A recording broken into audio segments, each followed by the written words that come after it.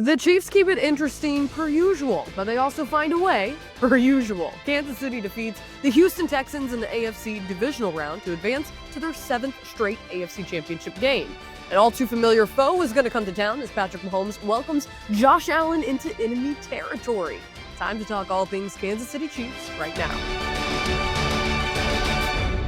What is up, Chiefs Kingdom? Happy Victory Monday. I'm Hayley Lewis, and this is Chiefs News Daily. The Chiefs are still dancing as they are just 2 games away from potential NFL history.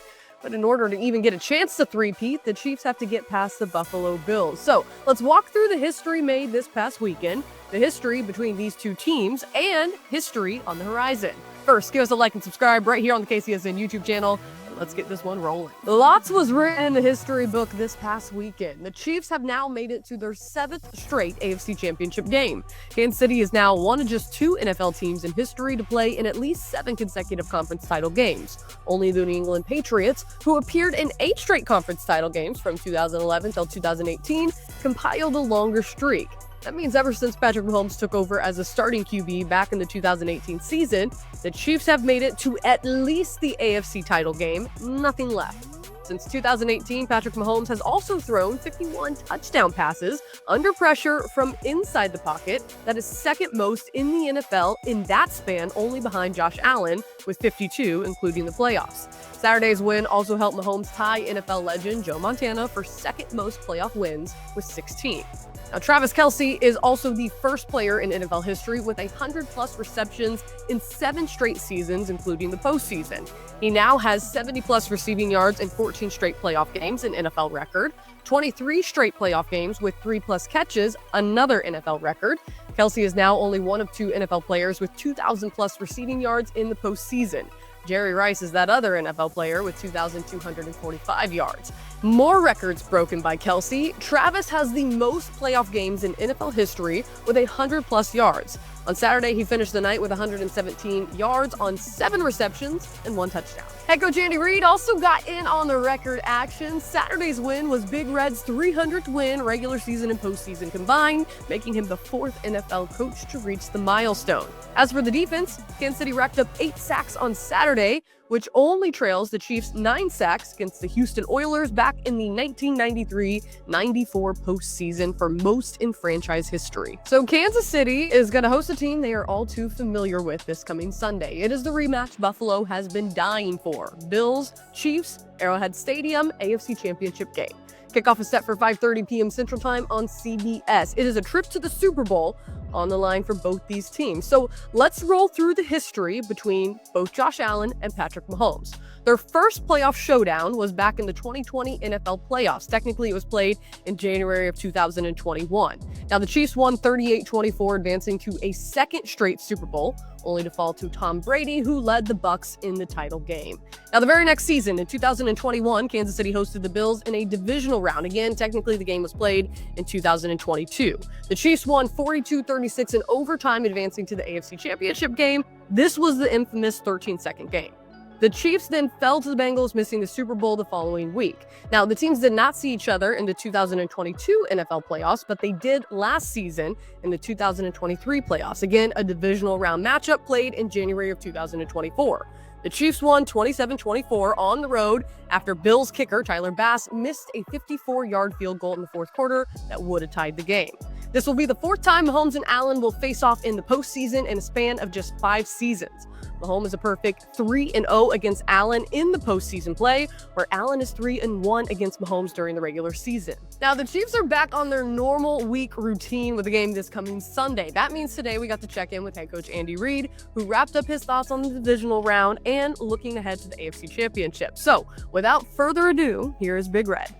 He does a heck of a job of knowing when to use the different blitzes, and that's half the battle. It's not how much you blitz, it's just how you utilize the blitzes and when you utilize them. So he's got a great feel for that. It's obviously tough. I mean, he gives you a lot of different looks.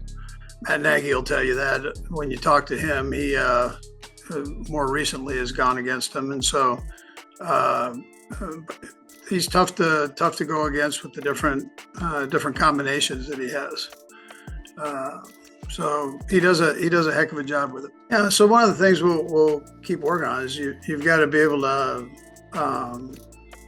get off the field on third downs. I mean, we keep stressing that. Steve does, and so we've got to, you've got to be able to take care of those third downs, especially when you've worked so hard to put yourself in a good position. So, and they do it. Listen, the Bills do a heck of a job with that. They're really good football team offensively.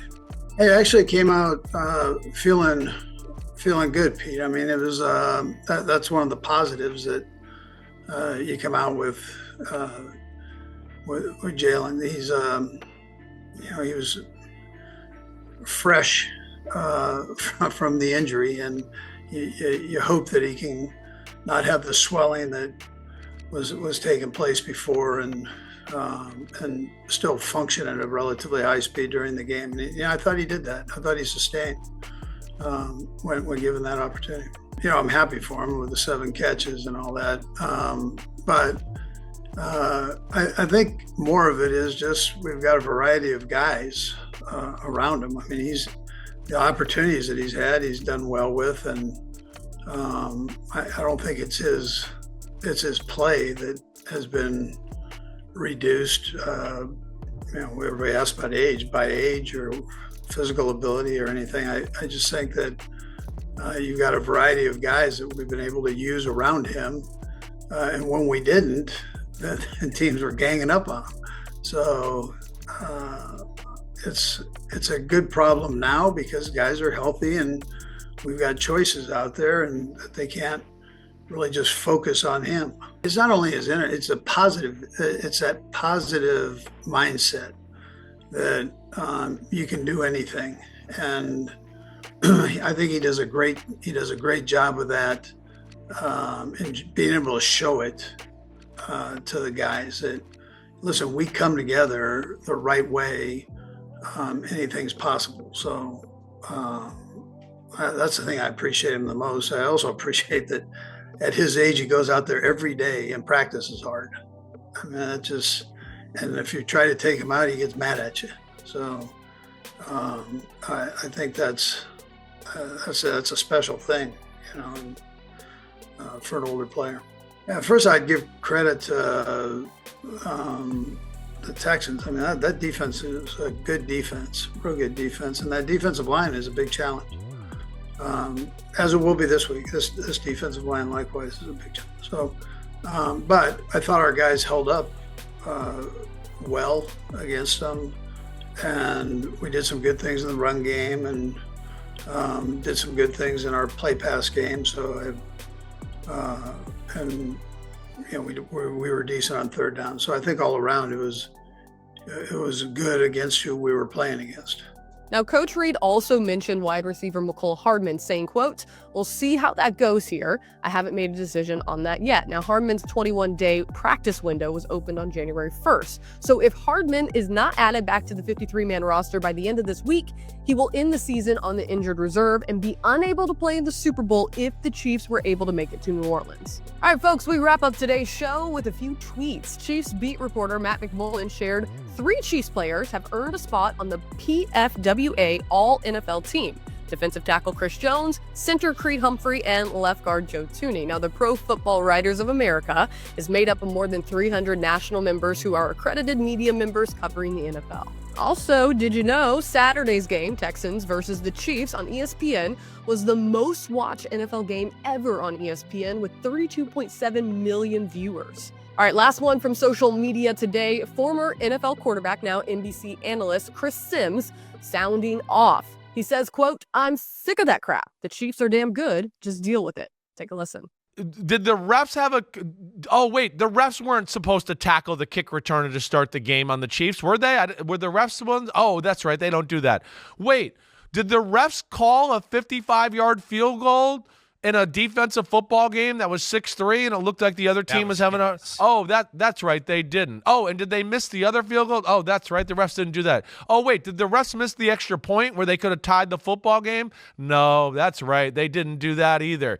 Did the refs go for it on a stupid 4th and 10 at one point in like the middle of the fourth quarter? Oh, that's right. They didn't do that too. That's right. So I'm just sick of that crap. I think it's bull crap that the Texans are kind of taking that angle. I understand those two calls are frustrating. You know I hate that crap. The first roughing the passer call on Patrick Mahomes is like 99 out of 100 times it gets called in the NFL, no matter who's the quarterback. I don't know what anybody's thinking. So that's very consistent with what we saw all year. It stinks. I hate it. You know that. I say that all the time. I grew up watching my dad get his head beat in by Reggie White. So I don't think this is fair that the quarterbacks get this, right? But when you go in an upward angle and you do make contact with Patrick Mahomes' head, then yeah, they're going to call it. They are. Sorry. That's just what happens. And then the other one where he slides and the guy egregiously tried to hit him with the crown of his helmet and take him out of the football game, right? Again, he didn't hit him, so it probably shouldn't have been a flag. But still, to go in this way and go in this recklessly in the NFL, yeah, you're going to be in deep shit in the NFL. They're not going to let that go. That was very consistent.